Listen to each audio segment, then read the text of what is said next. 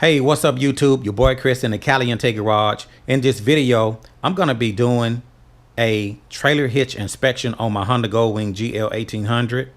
But before we get into the trailer hitch inspection, I want to give you a closer look at the air compressor that I keep on my Honda Goldwing.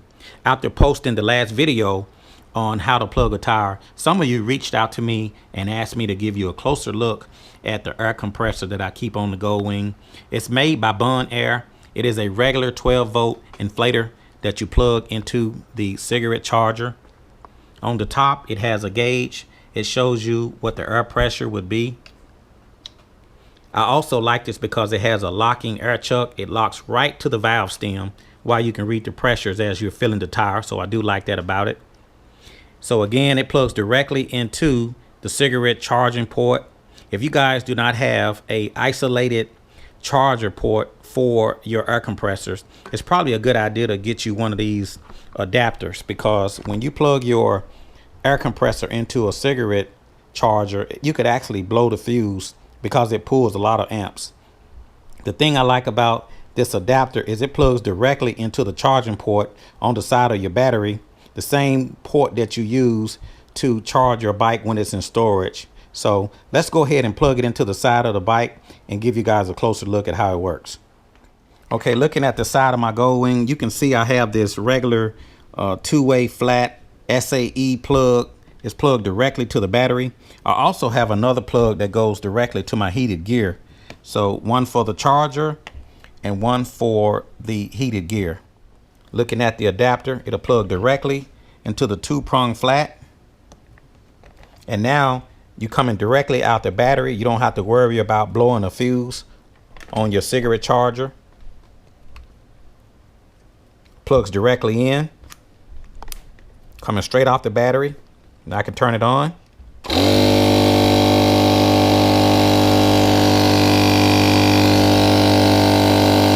So if you guys would like to pick up one of these air compressors or an adapter, I will include a link in the description of this video of where you guys can pick up this air compressor if it's still available.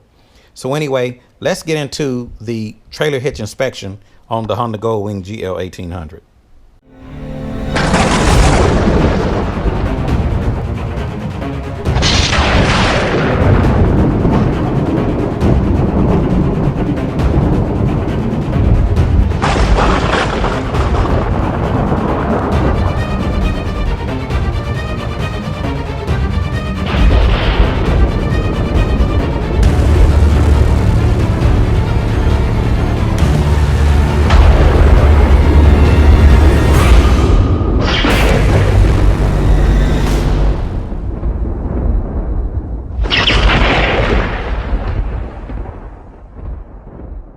One of the reasons why I decided to do a trailer hitch inspection on my Honda Goldwing is because after my most recent trip, I was actually wiping the bike down, getting everything cleaned back up, cleaning off the dirt and grime off the bike. And I got down to the right side near the saddlebag. And as I was wiping the exhaust, I noticed that I had a piece of metal hanging down. And I realized that this is the actual stabilizer bar on the right side of the bike that's attached to the Kuryakyn trailer hitch that I have installed. Now, I put this trailer hitch on the Goldwing myself a few years ago, and I noticed here recently that the stabilizer bar on the right side snapped. So I'm not sure when it happened. I'm not sure why it happened. I didn't notice any decreased performance. I didn't even feel it. I didn't even know it was broken. I'm not even sure if it was broken when I was out on the road. So the thing that I will be doing in this video, I'm going to be taking the entire trailer hitch off the bike. I need to get it off the bike and get it in my hand so I can do a more thorough inspection to make sure that there is not any more breaks on this Kuryakyn trailer hitch that I have installed on my bike. So I got to get all the panels taken off and get everything out of my way so I can get this Kuryakyn trailer hitch disassembled off my Honda Goldwing.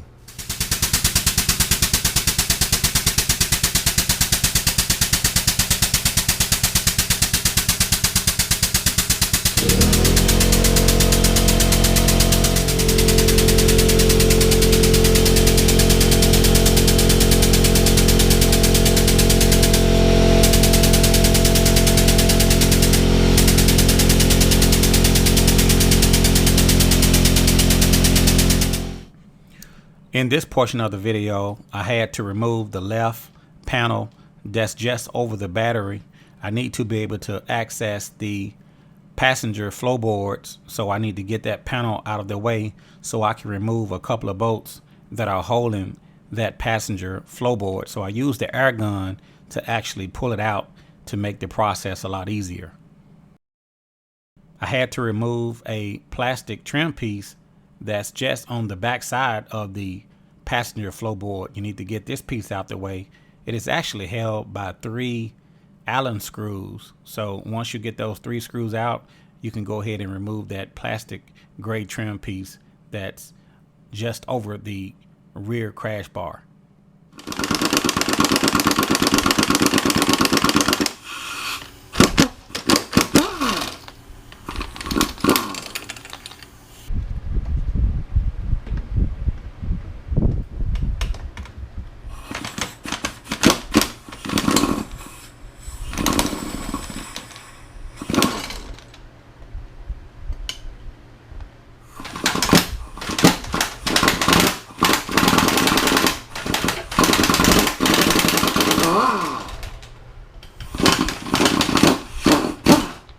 Now that I have the bolts out of the right side crash bar, now I can go ahead and remove that broken stabilizer bar that was attached to the Kuryakyn trailer hitch. Now I have to access the rear of the gold wing.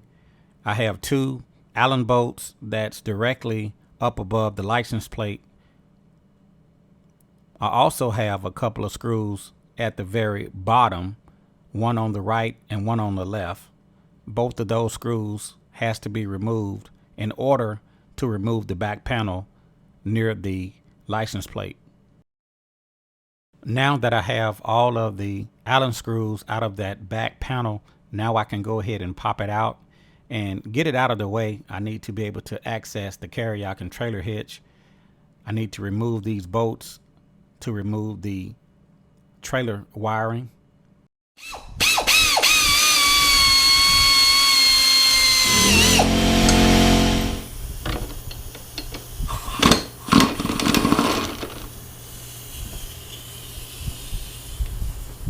Now that I have all of the bolts removed out of the Kuryakyn trailer hitch, I can go ahead and inspect it, but I need to clean all of the road grime and debris off of the trailer hitch. So I put the trailer hitch in a solution to clean it.